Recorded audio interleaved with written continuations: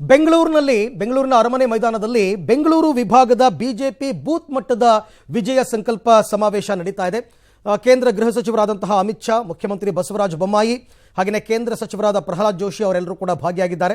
ಇದರ ಜೊತೆಗೆ ಬೆಂಗಳೂರಿನ ಶಾಸಕರು, ಸಂಸದರು, ಪರಿಷತ್ ಸದಸ್ಯರೆಲ್ಲರೂ ಕೂಡ ಭಾಗಿಯಾಗಿದ್ದಾರೆ.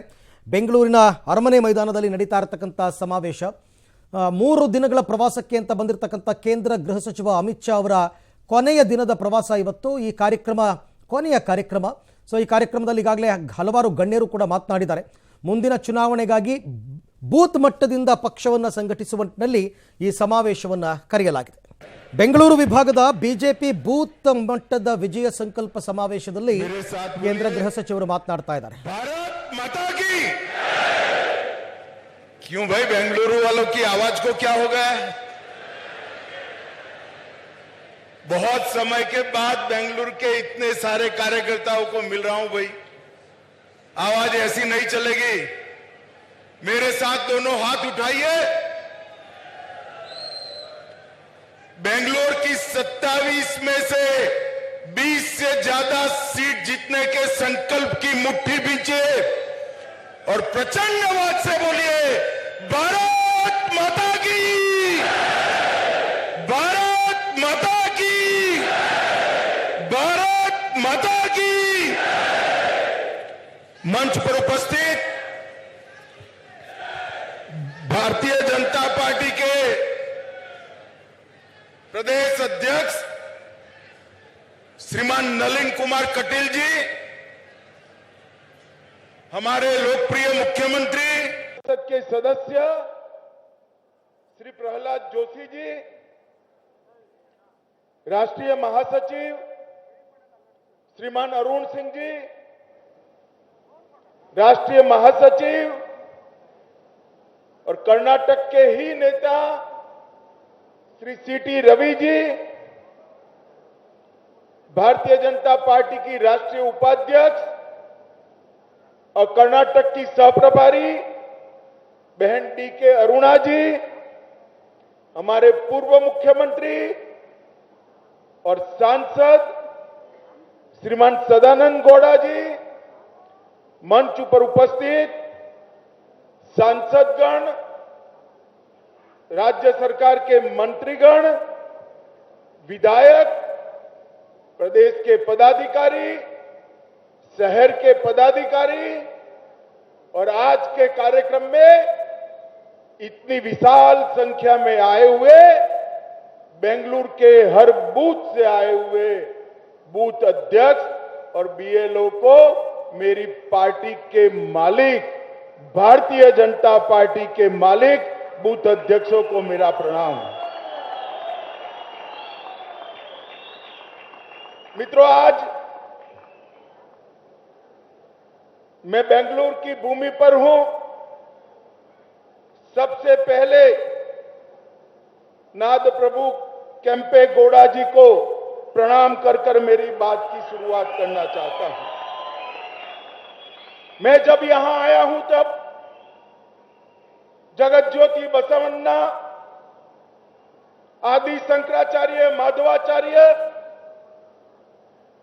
रामानुज के ये कर्म भूमि समग्र कर्नाटक की जनता को भी प्रणाम करना चाहता हूं. मित्रों, अभी मोदी जी ने महान शासक केम्पे गौड़ा जी की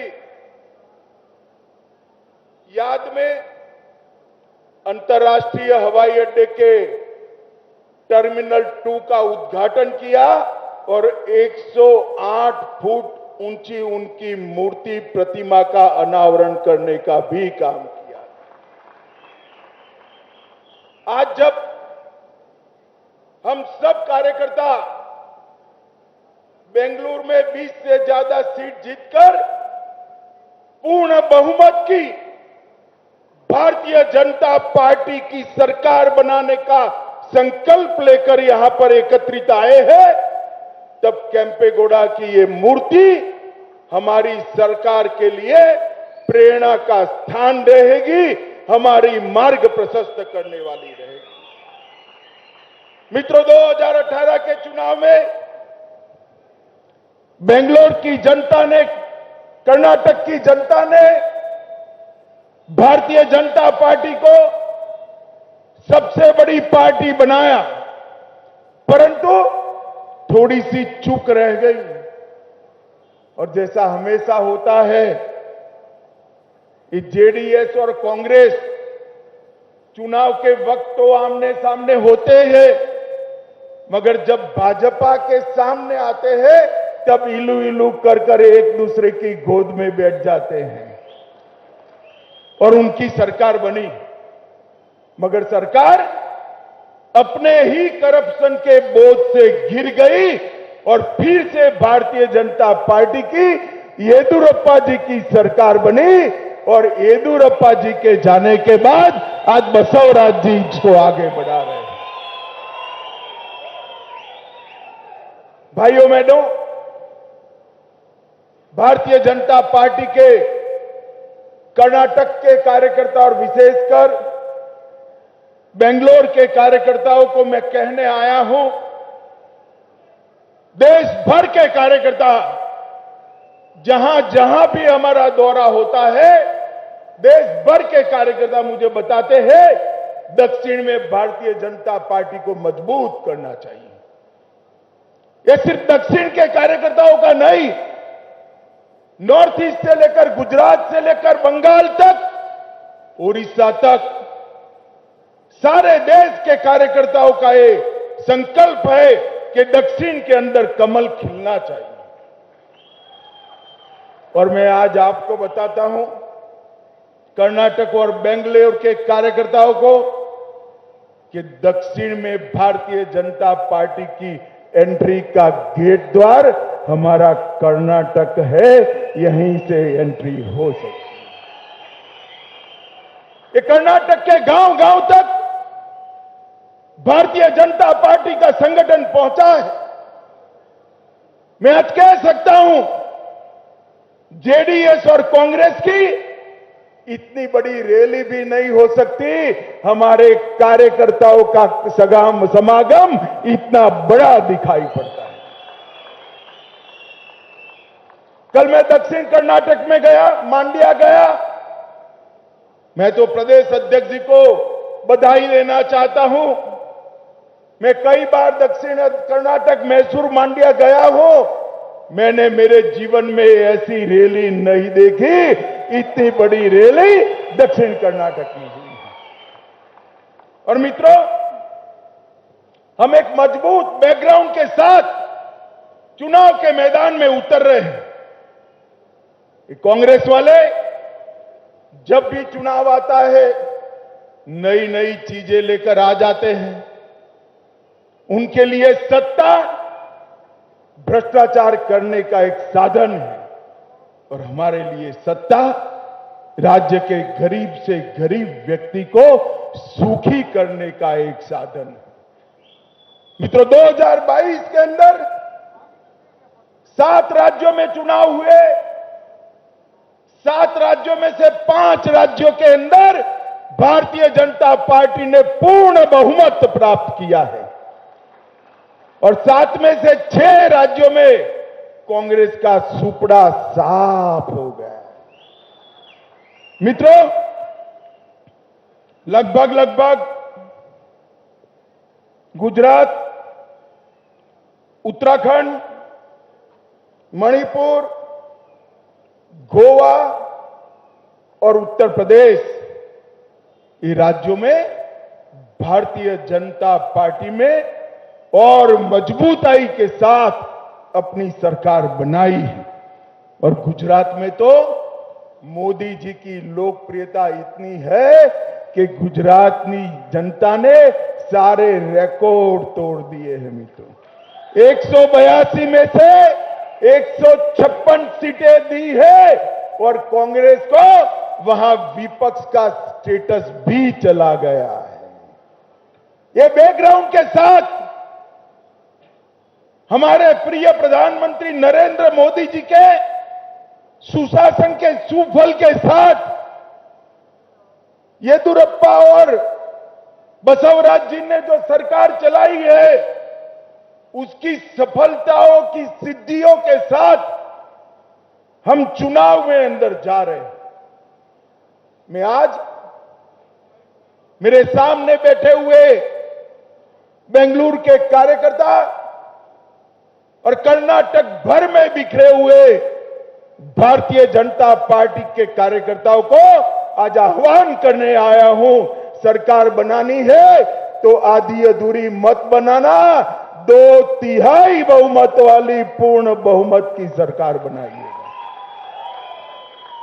और मैंने कर्नाटक की जनता का मूड देखा है, जनता तैयार बैठी है, हमने जाना पड़ेगा।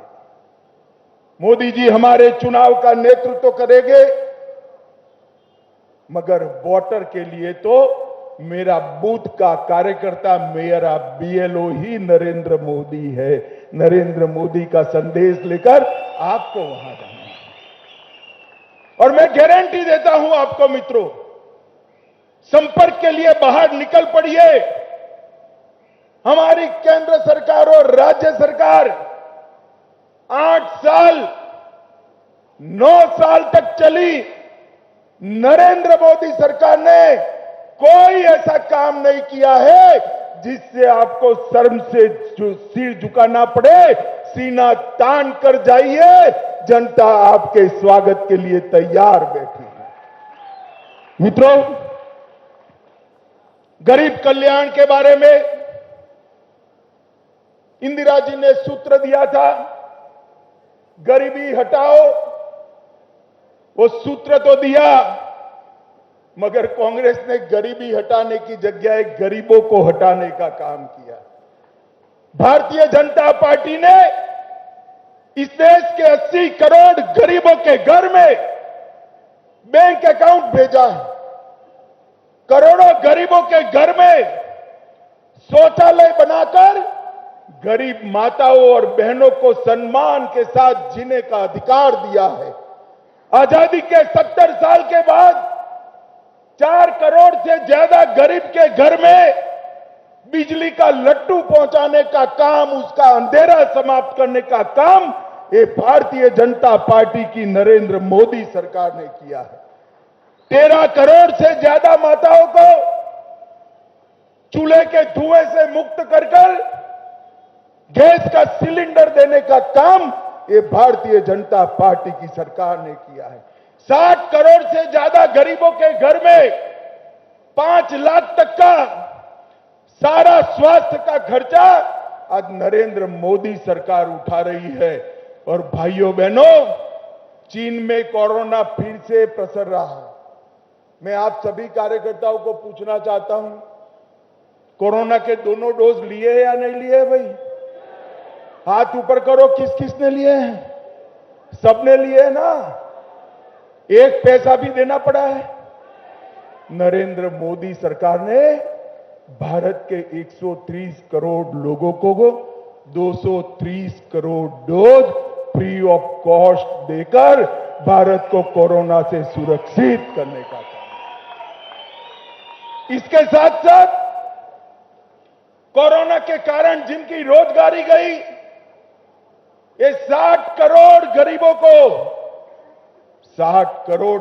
को 2.25 साल तक प्रति व्यक्ति प्रति माह 5 किलो अनाज मुफ्त में देने